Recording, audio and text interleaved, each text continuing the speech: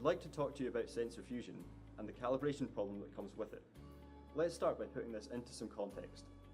Modern sensor platforms are likely to carry a range of different sensor types, such as radar, camera and infrared for example.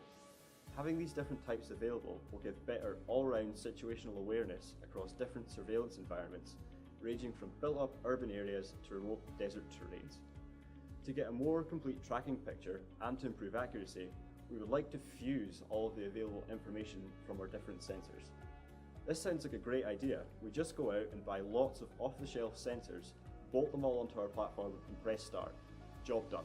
But the idea I've just described, along with much of the previous literature in this area, has missed out this fundamental calibration problem that exists in the real world. Do I know exactly how my sensors are aligned? Are they seeing the same objects but just reporting different target locations? Incorrect calibration could be caused by manufacturing defects, incorrect sensor alignment, or even from platform vibrations. This calibration error could cause miscorrelation between measurements and tracks, and give poor tracking accuracy. Instead of getting nice smooth tracks, you could just end up with a complete mess. The work I've carried out has shown that it is possible to estimate the spatial calibration between sensors of different modalities and fuse their information using a single framework, based only on the objects that they observe. What we propose is to use a number of PhD filters, let's say around 200 for example, and feed different calibration parameters into each one. We then put a particle filter on top of these PhD filters, almost like a wrapper, to determine which filter is giving us the best output. Let's now jump into a typical example. Let's assume that there's an angular calibration error in azimuth between a radar and a camera. Firstly, what we want to do for the fusion part is to project the camera measurements into the radar's frame of reference. Once in the same frame of reference, we want to artificially rotate the camera measurements through a set of angles to test the sensor calibration and see which angle gives the best correlation with the radar measurements received. In most cases, the sensor calibration error will be systematic rather than random. When the correct parameter has been found to a reasonable level of certainty, we can begin to limit the search and reduce the number of PhD filters required, therefore saving on computational resources.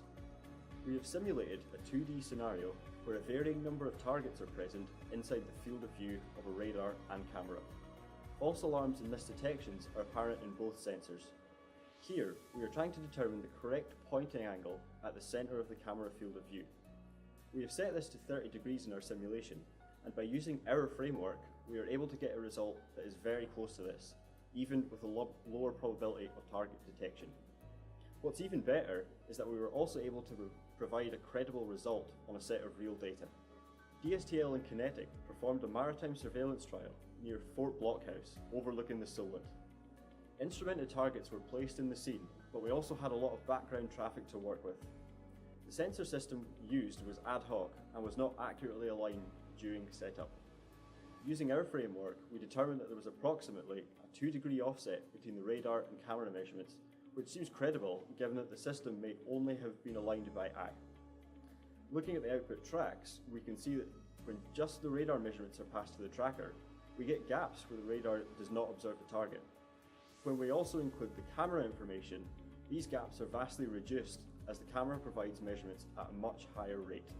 You may now be asking, what's the point to this and where does it fit into the big picture?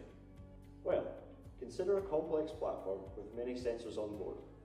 None of us would want to be the poor engineer that has to carry all of their calibration equipment around with them to do it all manually when it can be estimated recursively and autonomously using only observed targets. Finally, we think that this work could still progress and could very much be continued in the future. We would like to test how the algorithm scales and performs when many more sensors are included, and how many parameters we can realistically estimate at the same time. So far, we have only covered radar and camera models, but ideally we would investigate more sensor modalities to almost create a form of database of sensor models, to make it like a plug-and-play architecture for modern platforms. Thanks for watching.